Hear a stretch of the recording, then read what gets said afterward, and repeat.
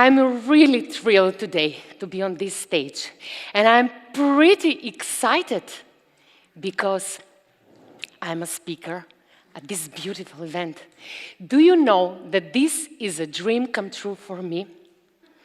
It was a dream for me to stand up on this beautiful stage and to speak in front of you. You know? Woo! Yes! I'm pretty excited. Well, let me tell you, in 2019, before the COVID-19 started, an event was held in this very hall. And I was in this hall for the first time. Yes. And I was so amazed by the whole ambience. And in a state of expressive adrenaline, I experienced a positive impulse, and I immediately saw myself standing on this stage and speaking in front of so many people. And I had forgotten all about my dream, with all the limitations that we were facing and all the things that happened to us in the past 2 years. And more so, 2 weeks ago, maybe 3, an event was held also here. Jazz concert this time. And I was sitting in the audience over there when the same vision came to me again. Yes, my dream was renewed. But this time, I just confirmed to myself that I was ready to stand up, speak in front of you. And thank you. And just 1 day later, believe me, 1 day later, I received a call, an invitation to be one of the TEDx speakers. And no more and no less on this stage. How magical are our lives when we live it consciously. Yes. And I'm always fascinated by how powerful we are as beings. What potentials we carry within ourselves, and how easy we can manifest desired reality. I've been dedicated to the field of self-knowledge and conscious living for more than 25 years, and in the last decade, it became my profession. And all the knowledge and experience that I have gained over the years, it was a great way to show myself how to transcend my boundaries, how to live my mission, and how to be the change I want to see in the world. I've learned that in order to manifest the desired reality, we need to be unconsciously competent in our awareness. Every repeated action, every repeated piece of information, every mental state is a skill that can be learned. Yes. Which means that we can learn to live consciously and consciously create. Psychology explains that there are 4 stages. Oh, okay. Psychology explains that there are 4 stages in learning any new skill, information, or technique. This idea, this model, is called Conscious Competence Learning Model, which is a process of progress when learning something new, starting with ignorance and ending with great knowledge about how to perform specific actions. This idea first was articulated in 1969 by management trainer Martin Broadwell, and then this idea was developed into a theory which is called 4 stages of learning any new skill by organization of Nobel Prize by organization of Nobel Prize winning clinical psychologist Thomas Gordon. This principle questions how consciously we do things and then explains how we can reach a higher level of consciousness in every action in order to reach a stadium of advanced deliberate creation. The moment that we are awakened is the moment when we admit to ourselves that we do not know something, that we are unconsciously incompetent. I did the same thing when one day I said to myself that I do not know something. And I stopped pretending that I'm all-knowing. Yeah. And I said to myself, I do not know what I do not know. This simple admission transformed my life.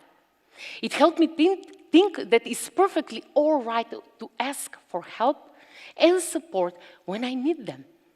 I allowed myself to be open to new knowledge and to train my beginner's mind, because there are many possibilities in the mind of a beginner and a few in a thinking mind.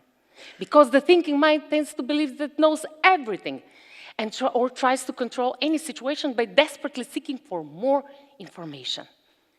It's not shameful to admit to yourself and to others that you do not know something. And if you do not admit to yourself that you don't know and say instead that you do, then it's your ego speaking. And you automatically close yourself, close your being for new information and new knowledge. Let us make a comparison. Oh, okay. Let us make a comparison with the process of tying up our shoelaces. When we were little, we could not tie our shoes by ourselves. Yes. And this was one of the times when we realized that we do not know something. And this state is called conscious incompetence. To learn something new, I need water. Yes, do you have water? Yes, thank you. To learn something new, we first, you have one. Oh, thank you very much.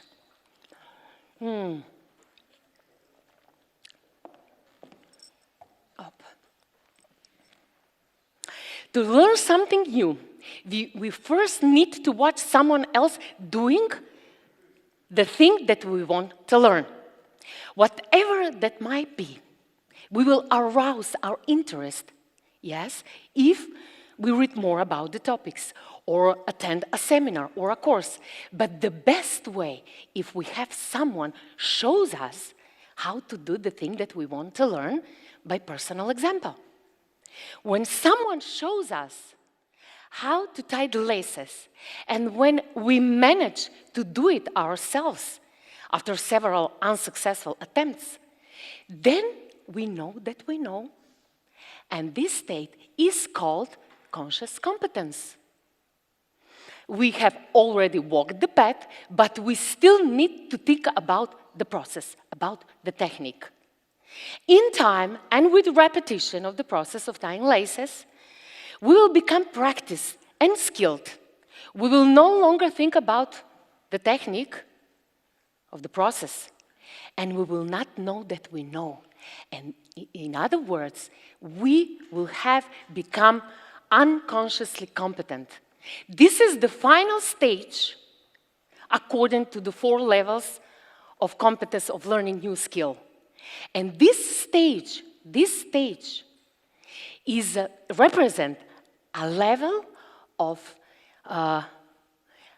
passage from conscious into subconscious action, and a higher level of mindfulness when doing things. Having to try new things also means that we will fail at one point. We will fail again and again and again until we do it correctly. Yes, until we become unconsciously competent.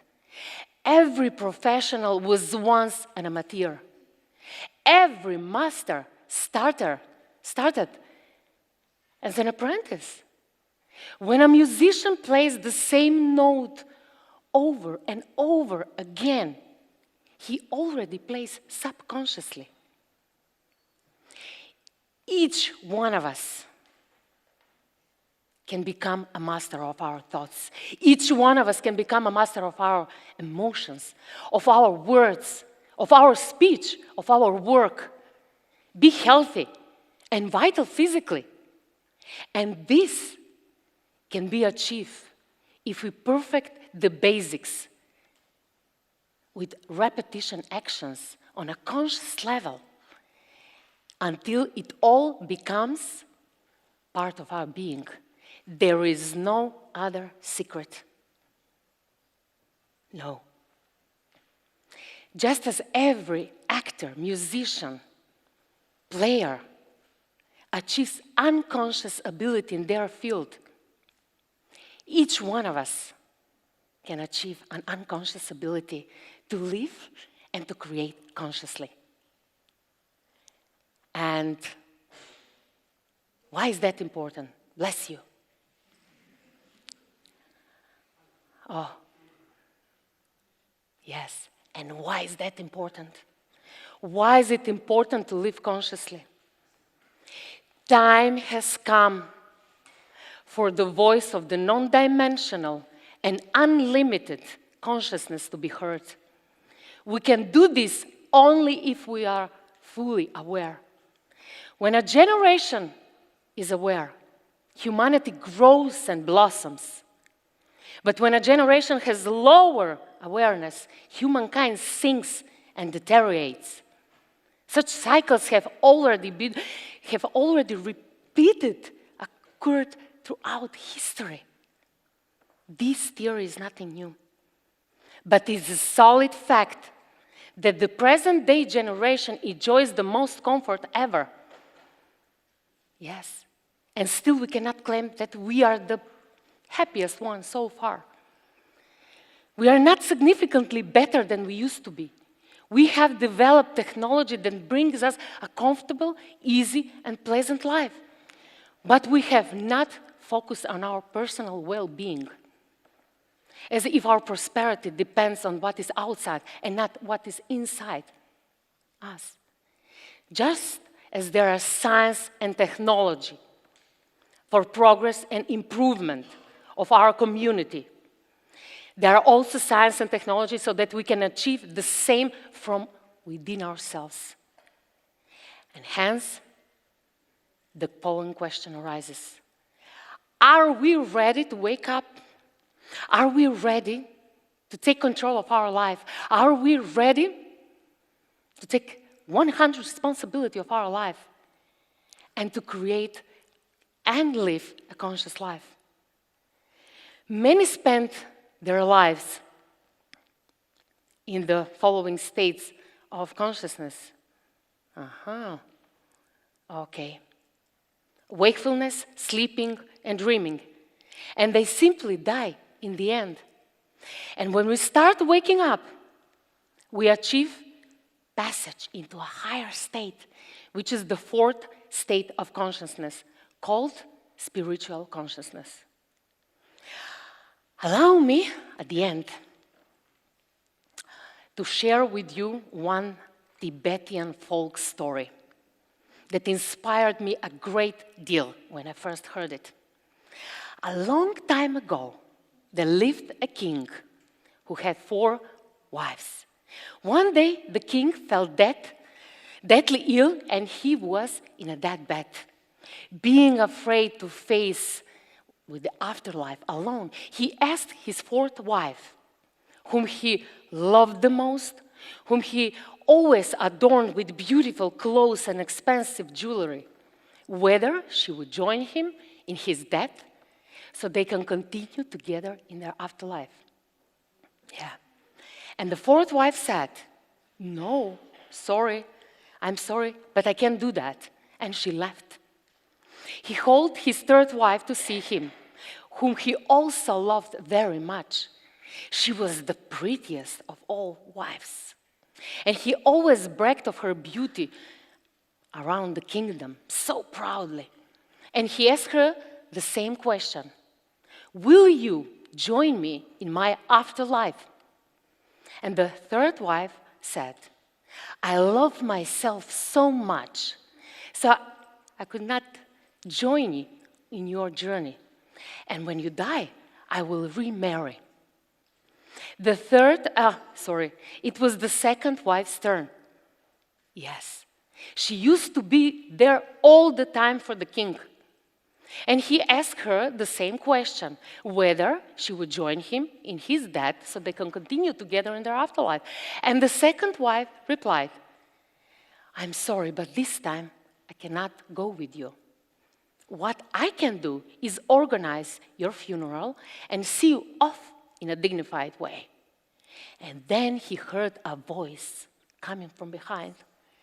I'll come with you, and I will always follow you wherever you go, even in your afterlife. And when the king raised his head, he saw his first wife, whom he always treated with the least respect and dignity. Filled with shame and sorrow, he said to her, I'm sorry. I should have taken better care of you while alive. What is the moral of this story? We all have our 4 wives. The 4th wife is our body. We want to decorate it with beautiful clothes and expensive jewelry. But in the end, nothing of those things will go with us in our afterlife.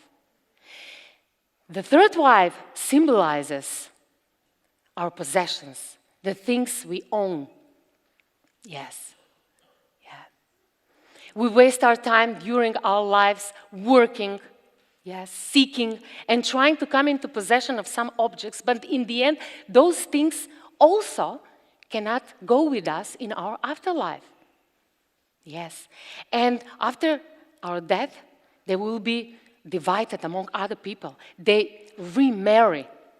Yes. The 2nd wife symbolizes our family and friends. We love them. We trust them. And they are always there for us when we need them. But they will not die for us, and they will not come with us in our afterlife either. The 1st wife is our soul. Yes. We usually neglect it and often fail it to take any care of it. And our soul is the only one that will come to us, to our afterlife. Every manifestation is a result of the attention we pay to all the dimensions of our being and existence. The way we take care of our body, our mind, and spirit will define the reality of our life. When we fully care of our being, then we are in harmony with ourselves. Then we are in harmony with the nature, and the manifestation is easy, quick, and pure. Yes. It does not spring from the ego, but from the higher self that communicates with our higher consciousness and with the infinite source of energy. For our desired reality to manifest itself, we need to be unconsciously competent in our mindfulness, in our awareness. We need to love our body, and we need to take good care of it in order to be healthy. We need to enjoy the things that we already have and learn to give and to be generous. We need to take care of our family and friends and return their love with much greater love. Yes. But we must not forget to feed our souls, because our soul is the source of our life. So awake your consciousness, love yourself completely, and take good care of your being. Thank you very much.